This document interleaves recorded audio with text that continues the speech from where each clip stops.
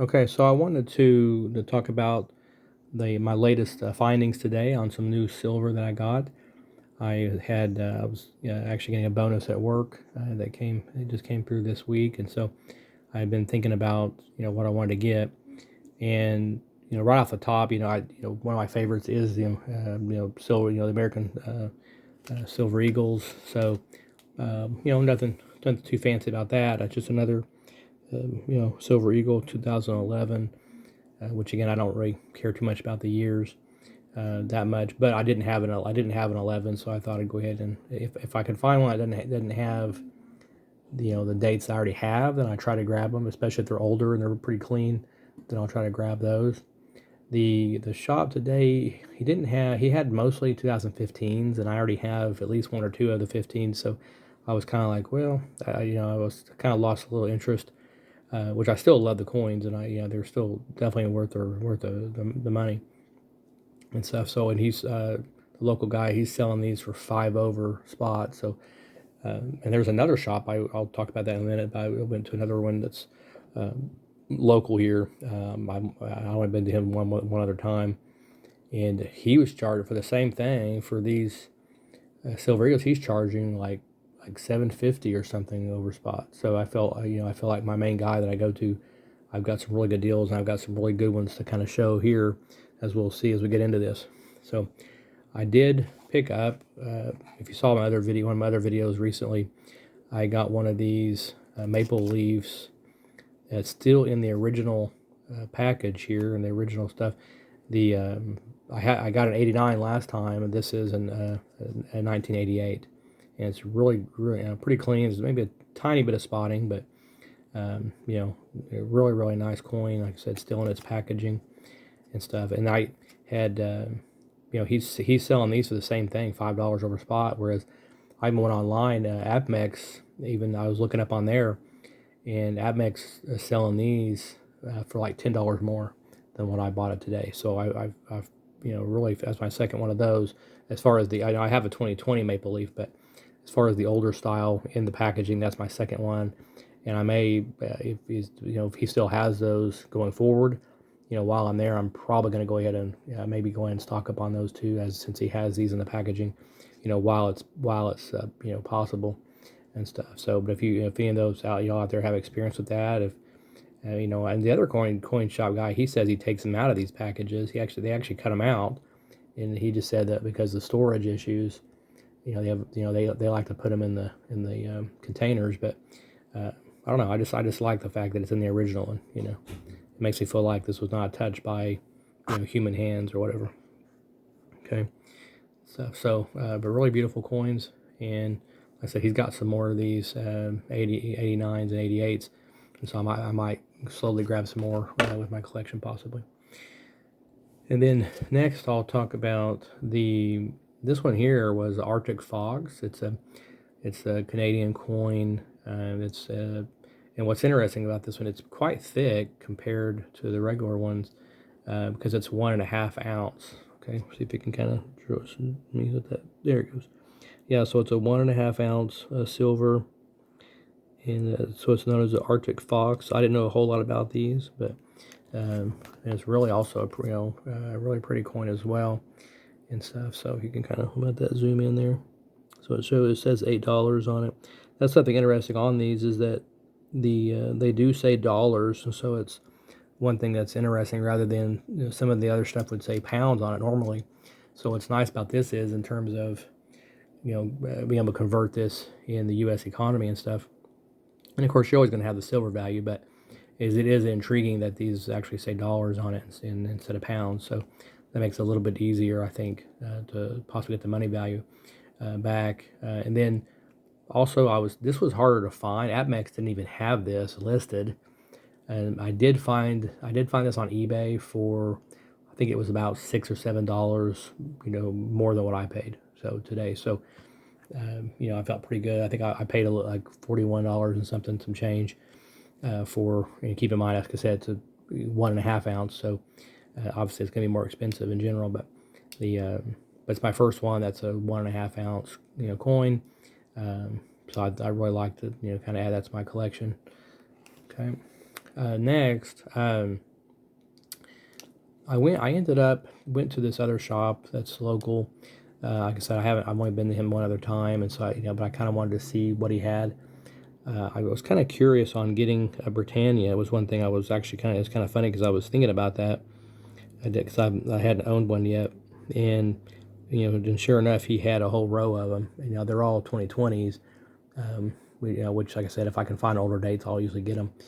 But these are basically brand new. It's a really pretty coin actually, and so it's still 1 ounce Britannia.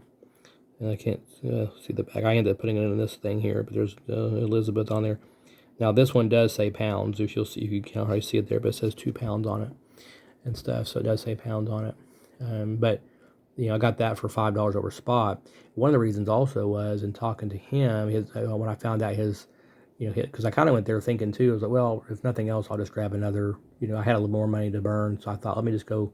Maybe I grab if I can find a good, another date, maybe an older date I didn't have for American Silver Eagle. I was gonna maybe grab it, and then, but he, when I found out he was charging way more, like I said, 750 or something over spot, I was like, oh, because my main guy is like 5 over consistently. I don't, he doesn't really change. And so, I was like, no, let's hold off on that one. So I ended up, but he did have. I was excited. He had plenty of Britannias. Even though I would have liked to get like an older date, it would have been nice if there was a clean, something in the low 2000s or something like that would have been nice, or at least if it was a 2010 or something like that. But that's okay. Not really a huge deal, but it's just something I thought was intriguing. And so the so I don't know much about these yet in terms of resale value down the road. I mean, obviously I know I'll get my silver and I think I probably get that plus a small premium on these typically, maybe a couple dollars at least over spot in most cases and stuff. So, but it's something I kind of wanted to own just so I can kind of learn about it and stuff as well, and just add to my collection. Main thing I'm after is the actual silver bullion, is mainly what I'm after anyway. Okay, so next for what I believe is really was the best find was my original guy that I went to today. So I was kind of thinking about looking into the pandas, and like I said, I didn't know a whole lot about them. I kind of looked a little bit online about them to get some basic information on it. Okay, so I ended up getting this. There it goes. So zoom in there. So this is from China, a Panda, 1 ounce. This is 1 ounce silver, and so in talking to him, I was looking through what he had, and he had quite a few, quite a bit of variety there. But the key was this was a 2010, and it was he normally I would have even got a little better deal because he was going to do. He had it in a stack for it was 6 over spot. Okay, now his newer pandas. What's funny is his newer ones he's selling for 8 over spot on those newer pandas. But if you look into this, the newer pandas, all the ones like it's 2017 or newer, they reduced the silver down to 30 grams of silver versus one full troy ounce, which is like 31 point something. And so the newer stuff is actually less, a little bit less silver content than you would get with these older ones. He had an '09 also. I was kind of intrigued with, but it had a couple of spots on it, and so it wasn't as clean as the 2010. Also, what was interesting was, although I didn't get it for 5 over like I was originally hoping, he pulled it up while he was there. He actually pulled it up on his computer. He pulled up this exact coin on AppMex, and this same thing was listed for 73 something today. Okay, so he ended up selling it to me, for $50. Okay, so I actually bought this one today for $50 for this one, and like I said, it's selling right now on AppMex for 73 something. And of course, depending on the spot price, but yeah, I mean they were getting like way over the spot price on these. So so I felt like what, that's still a really good deal that and I guess they do a really low mintage on these in general. For China, they don't. That's one reason why these do tend to hold their value apparently, because of that. So, and what was interesting was, like I said, he had quite a few pandas. The other shop I went to here locally, the IS inbound pandas, and he said he stopped selling them because of I guess because of China and stuff like that. So I don't understand that, but I mean, because I kind of asked him, I was like, well, but it's still, there's still silver, right? And so I don't think that wasn't the dispute. I think they just didn't, again, I think he just didn't trust China and stuff in general or something, or maybe it was a political thing. I don't know, but and so that was kind of interesting. But so I think the lesson here, in my opinion, would be that definitely shop around locally. And I will say my best deals honestly have been just dealing with the local guy, local vendor, and then also you're able to learn and kind of pick their brain, so to speak, on things, and see what lessons they've learned. I also took a few things with them to kind of get some information on a few. There's a few junk coins, and then there was I took my gold, a couple of gold bags that I have, and just try and get information on. Hey, the first guy that had the Panda, he hadn't even really. I mentioned the other day, and he's not even heard of the goldback. So yeah, he hadn't even heard of it. So I showed him today, and he was said, that's kind of cool, but he didn't really know either, like what the long term effect would be of the goldback and stuff, and so the one I went to this evening, where I got the Britannica, or Britannia, where I got that one at, he said he actually had a gold. He had I don't know if he had a couple of goldbacks or something that he had, but he said they didn't last very long. So he said they were gone pretty quick. But even that he didn't know a ton about them. But so he has apparently purchased them and sold them in his shop a little bit. And I tried to get more information to see if he would had an idea of, like, if he thinks that goldback could become a long-term deal, if it's a good investment or not.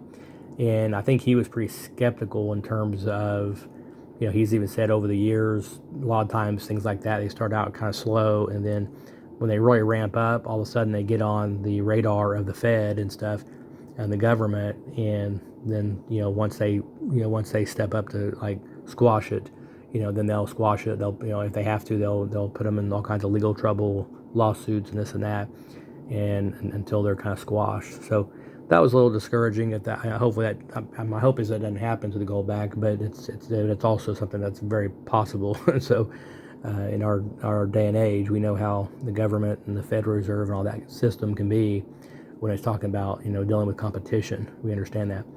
I also kind of got a conversation with the one this evening about kind of the whole reserve system, and then the coming digital dollar that they're talking about launching. And so if you haven't heard of that, you might look up some stuff on the digital dollar.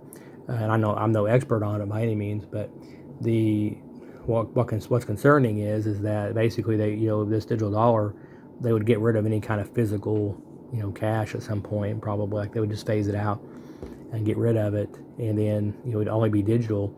And part of the issue there is that means they're going to be able to track everything 100% at some point, right? They'd be able to track 100% on any digital dollar. They would be able to. That also means they'd be able to tax you on everything. So they're going to know exactly what you're spending it on.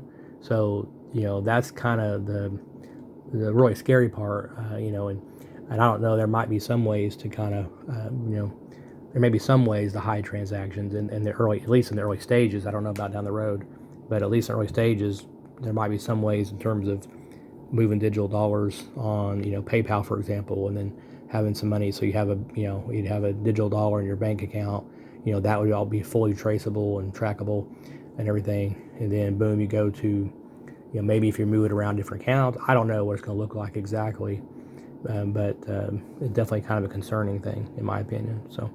But let me know if you have any thoughts, and let me know what you like about this, this new edition. So altogether, just kind of for an overview, altogether I've got, well, really it's 5 coins, but this Arctic Fox is 1.5, so I got 5.5 total ounces of silver for just a little under 180 bucks and stuff, and so.